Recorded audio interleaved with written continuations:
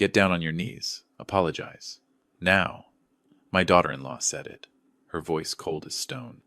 At my son's wedding, the person who should have been honored the most was being ordered to kneel. My wife stood frozen. Her makeup barely smudged, just a thin streak. Around us, music kept playing, white flowers everywhere, hundreds of silent eyes watching. My son lowered his head and whispered for his mother to do it. I stepped forward. I helped my wife back onto her feet. Then I said slowly, "You just destroyed more than a wedding day. Before we go on, take a moment to subscribe to the channel and leave a comment telling me where you're listening from, because the moment I'm about to share next didn't just change a ceremony. It forced me to see who truly stood for dignity and who quietly turned away. I stood there for a few seconds, long enough to realize the silence in the hall was louder than the music. No one laughed. No one stepped forward. Crystal glasses froze midair. The officiant stared down at his script like he'd dropped something he could never pick up again. My wife stood facing her daughter-in-law. Her shoulders trembled just slightly, not from fear, but from not understanding what had just happened. Amelia had prepared for this day for weeks. She's never liked being seen, never liked crowds, but she believed this was her son's day and that a mother should stand behind the scenes, quietly doing what needs to be done. She helped the bride adjust her veil when the lights shifted. One small gesture, one gentle touch. I saw it clearly. There was nothing that could be called a mistake. Laura spun around. Her face hardened. Not the confusion of a bride, but the anger of someone used to being indulged. She checked herself in the mirror, then looked at Amelia as if my wife had broken some sacred rule.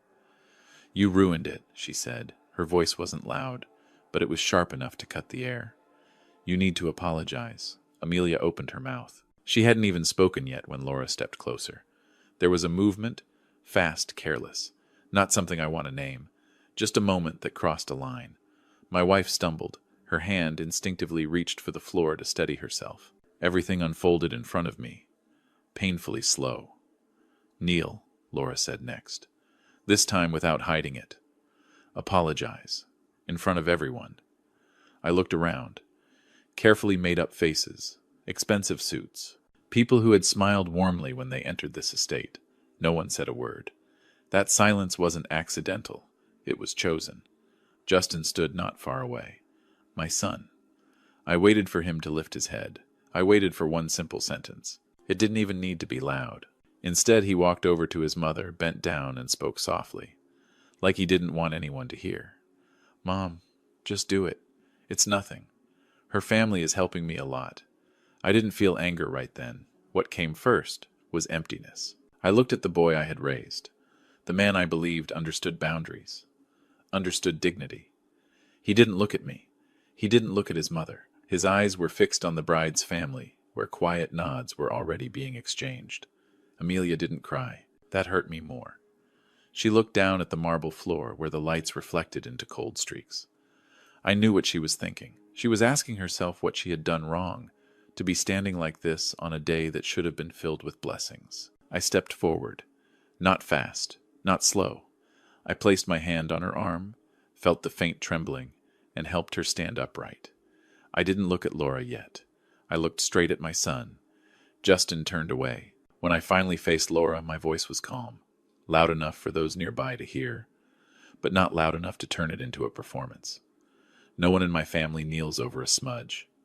Laura gave a thin smile, the familiar smile of someone who believes they're standing higher than everyone else. "Do you know what day this is?" she said. "This is my day.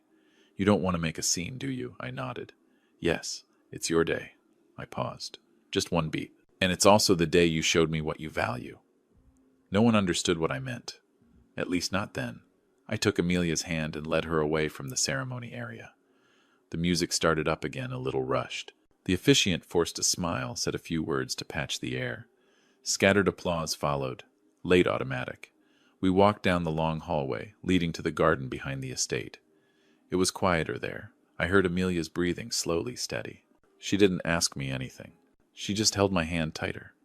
"I'm fine," she said softly, as if she needed to reassure me more than herself. I nodded. "I know she's strong, but that strength was never meant to endure humiliation. It was built on self-respect." I took out my phone. I looked at the screen for a moment before calling, not because I hesitated, but because I wanted to be sure I was acting on principle, not anger. When the call connected, I spoke briefly. No long explanations. Stop. Temporarily close all related reviews. I'll send the official reason. I ended the call. No sigh of relief. No sense of release. Just the familiar certainty of a decision that had been considered long ago, waiting for the moment it became necessary. I turned to Amelia. Let's go home. Behind us inside the brightly lit estate, the wedding went on. But I knew some things had just been broken, and no blessing could ever put them back together. We left the estate as the Charleston sky faded into that pale afternoon gray. The cobblestone road ahead was still damp with missed cars lined up, waiting their turn to take guests home.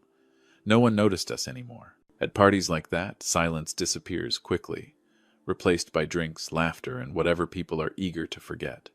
Amelia sat beside me in the car, her hands resting neatly in her lap. She looked out the window, saying nothing.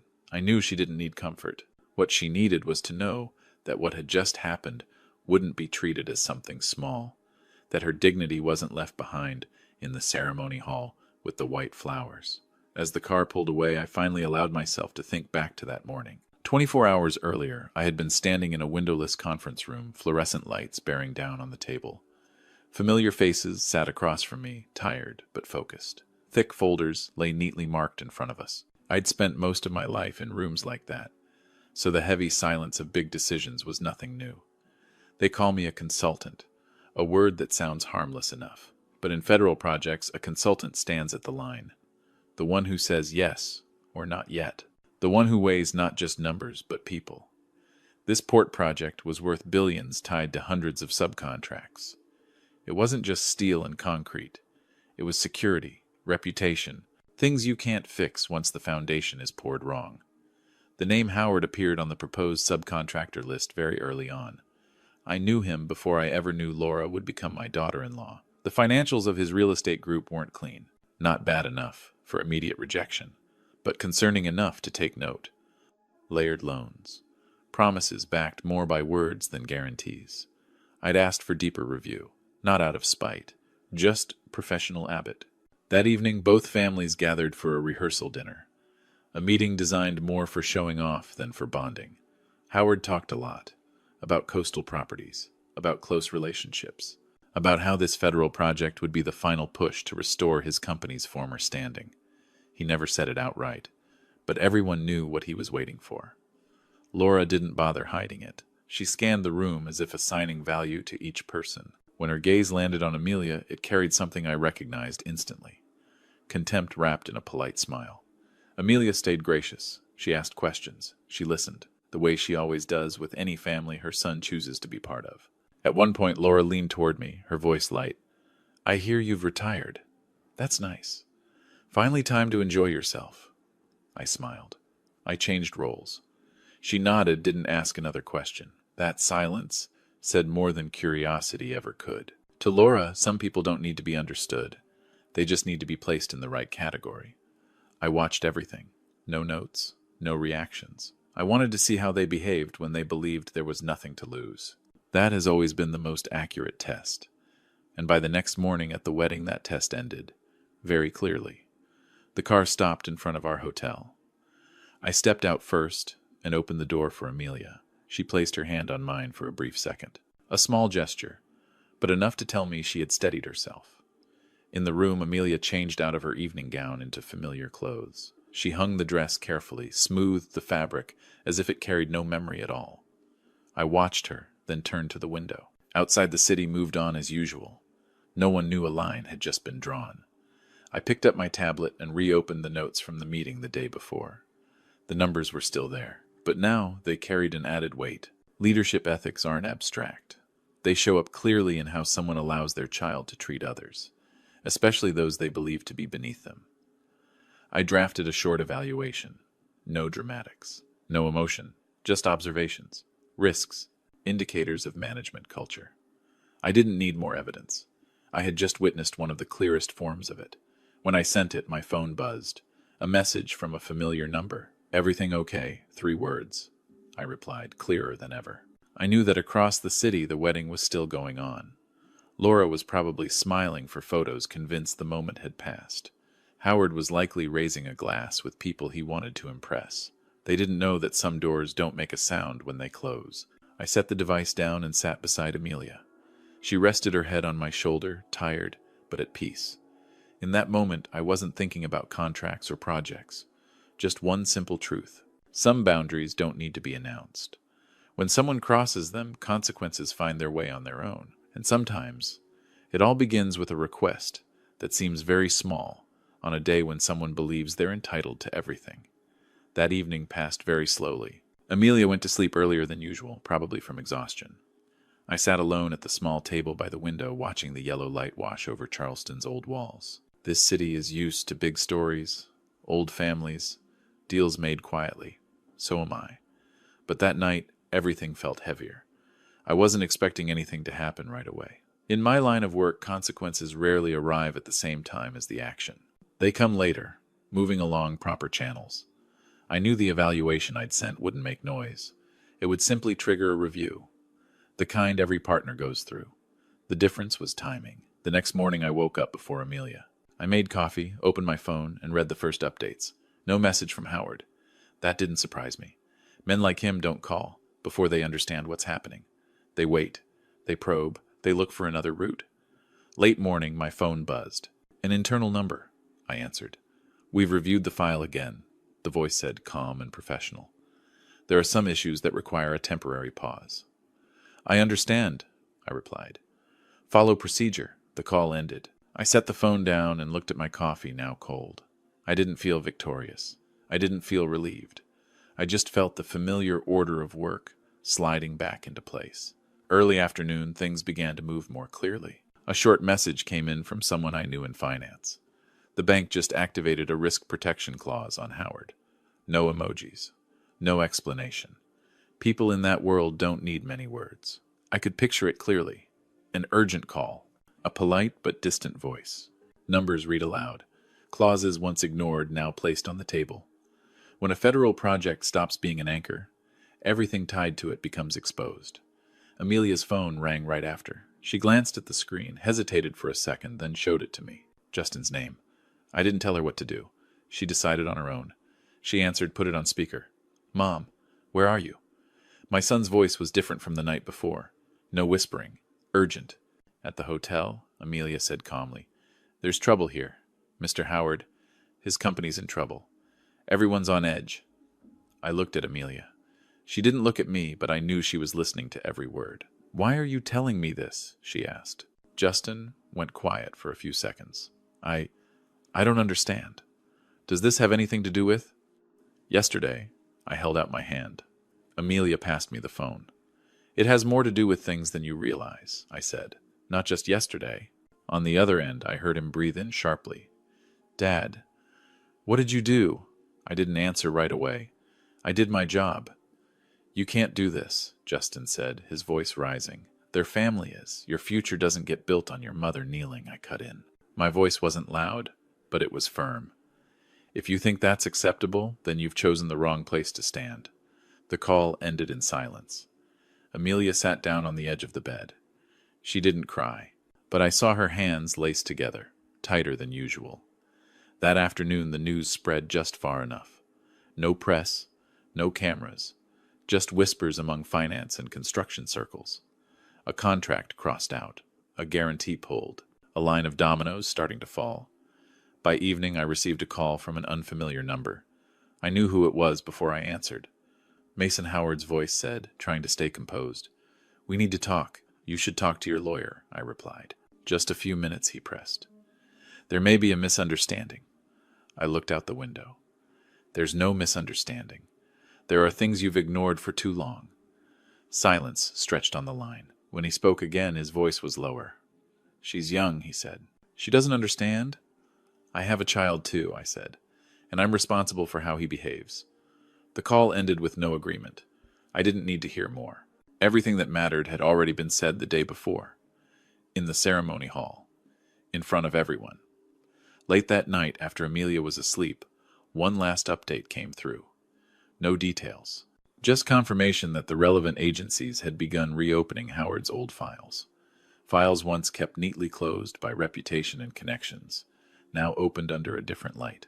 I set the phone down, turned off the lamp, and lay beside my wife. In the dark, I listened to her steady breathing. I knew tomorrow wouldn't be easy. Justin would call again. Laura would react. Howard would try every angle. But there are moments in life when things have gone too far, and the only thing left is to let the truth do its work. I didn't need to push. I just needed to stop standing in the way. And somewhere in an estate where the wedding flowers were being taken down, they were probably starting to realize how a request that seemed very small can bring an entire structure down faster than anyone expects. The next morning, Amelia woke up later than usual. She stepped out onto the balcony and stood there for a long time, looking down at the street as traffic began to fill in. I didn't ask what she was thinking. Some thoughts need their own space to settle. I made tea, set it on the table, and waited. Near midday there was a knock at the door. Not rushed, but firm enough to say the person outside wasn't planning to leave quickly. I opened it. Howard stood there, no tailored suit like the night before. His jacket was wrinkled. His tie sat crooked. The face I'd seen so often in magazines now looked tired and much older. "I need to speak with you," Howard said. His voice was rough. "Just a few minutes." I looked at him, then at Amelia. She gave a very slight nod. We let him in. No handshake. No polite greetings. Howard sat on the edge of the chair, his hands clasped together. "Mason," he began, "we're both reasonable men. Things have gone too far." "No," I said. "Things are finally moving in the right direction." He looked up, panic flashing in his eyes. "All this over a small misunderstanding at the wedding." "It wasn't a misunderstanding," I cut in. "It was a choice." Howard turned to Amelia. "Mrs. Amelia, I'm sorry. My daughter behaved improperly. I'll speak to her." I assure you, Amelia didn't answer right away. She set her teacup down, folded her hands, and looked straight at him. "What are you apologizing for?" she asked. "For the way your daughter spoke, or because you thought there would be no consequences?" Howard fell silent. That question left him nowhere to retreat. Just then the door opened again. Justin walked in. I didn't know how long he'd been there. Maybe he'd been standing in the hallway, listening long enough to know what he was stepping into. He looked different. The confidence of the groom from the day before was gone. His eyes darted. To Laura, to me, then down at the floor. Laura followed him in. She entered as if the room still belonged to her. But the quick sweep of her gaze showed she already sensed the shift. No one was firmly on her side anymore. "What's going on here?" Laura asked. "Dad, why are you here?" Howard shot to his feet. "Enough," he said sharply. "You've caused enough trouble." Laura froze. It was probably the first time she'd ever heard that tone from him. "I only asked for an apology," she said. "What's wrong with that?" Justin turned to me. His eyes were red. "Dad, I didn't know it would come to this. I'm sorry." He stepped forward and knelt in front of Amelia and me. The motion was quick, instinctive, but I didn't see courage in it. I saw panic, the panic of someone who had just lost his footing. "Please give me another chance," Justin said. "I'll fix it. I'll leave her family's company." "I'll stand up," Amelia said. Her voice wasn't loud, but the room went completely still. Justin looked up, hesitated, then stood. She looked at her son for a long time. There was no anger in her eyes, only deep exhaustion. "What are you sorry for?" she asked. The same question she had asked Howard. Justin opened his mouth, then closed it. For letting things go too far." "No," Amelia said. "You're sorry because you chose silence when your mother was being diminished. You chose advantage over boundaries." Laura let out a short laugh. "This is ridiculous," she said. "All this over something small, and you're acting like I'm the villain." Amelia stood up. She walked to the table and opened the small box she had brought from home. Inside was the family ring, the one she had once told me she planned to give Laura as a welcome. She lifted it, the metal catching the light. "I was going to give this to you," Amelia said evenly, "not because of its value, but because it represents a life built on mutual respect." Laura stared at the ring, her eyes flashing for a moment. "Then give it to me." Amelia closed the box. "No," she said. "You chose the wedding dress over human decency." The words weren't loud, they weren't dramatic, but they landed in the room like a door closing. Softly, completely. Howard lowered his head. Laura stepped back, as if for the first time she didn't know where to stand. Justin remained in the middle, belonging nowhere. I spoke then for the first time since they'd entered. "Everything is clear now," I said. "There's nothing left to debate." Howard sighed, his voice small. Can you stop this? I looked at him. I didn't start this to stop on someone else's terms. They left shortly after. No goodbyes. The door closed, restoring the familiar quiet. Amelia sat beside me. She rested her head on my shoulder, lighter than the day before. I'm not sad anymore, she said. I'm just disappointed. I held her hand. I understood. Some relationships don't fall apart because of a major disaster, but because of a very small moment when people should have stood together and chose to turn away. Outside, the consequences were still spreading. But in this room, everything had ended in the clearest way possible. And sometimes, that's the only kind of justice life allows. The days that followed were quieter than I expected. No more pleading calls. No surprise visits. Everything moved the way large systems always do once the light is turned on. Files were reviewed again. Decisions were signed. No one needed to mention the wedding anymore, but everyone understood it had become the starting point. Howard disappeared from familiar parties and private gatherings. I heard he was spending most of his time with lawyers and stakeholders. Loans that had once been extended on personal reputation were now facing old questions, this time without a way around them. It wasn't punishment. It was consequence. Laura left Charleston not long after. She didn't call Amelia. She didn't message me. Through mutual contacts, I heard she took a regular job at a second-hand resale shop in another city. No one mentioned her background or the extravagant wedding. There she was, just new, learning how to greet customers, organize shelves, and clock out on time. I didn't feel satisfaction hearing that. I just thought, maybe for the first time she was living in a space without privilege attached. Justin's path was harder. He called Amelia a few times, not to ask for money, but to say he was looking for work, that he'd moved out, that things were no longer easy. Amelia listened. She didn't scold him, but she didn't promise anything either. Some lessons can't be shortened by a parent's protection. You'll have to stand on your own, she told him in one short call. I believe you can, but I can't do it for you. I could hear Justin starting to understand that. Slowly, but honestly. He stopped talking about big plans and shortcuts. He talked about long workdays starting over small mistakes he was trying to fix. I didn't step in. Some journeys need solitude to mature. As for Amelia and me, we returned home a few weeks later. The house was the same. Quiet. Familiar. Amelia placed the box with the family ring on the highest shelf in my study. Not to hide it, but as a reminder that some things should only be given when the recipient understands their value. We used the money we had planned as a wedding gift to start something else. Nothing flashy. No press releases. Just a small fund to support people who had experienced abuse of power at work and at home. Amelia was more involved than I was. She listened to stories that were very similar and very different. People who had been told to stay quiet. People who had been told, it's nothing. Each time she came back from those meetings, she seemed lighter. She said being heard sometimes was already a good enough beginning. I believed her. Throughout my career, I had seen power used far too often to force people to bow. Far fewer were willing to use their position to help someone stand back up. One afternoon, we sat on the porch watching the sunlight fade behind the trees. Amelia made tea. I read a few pages, then set the book down. We sat in silence for a long while. Do you ever regret it? Amelia asked softly. I thought for a moment. No, I said. I just wish I'd recognized it sooner. She nodded. So do I. We sat there without needing more words. Some stories don't end with perfect reunions.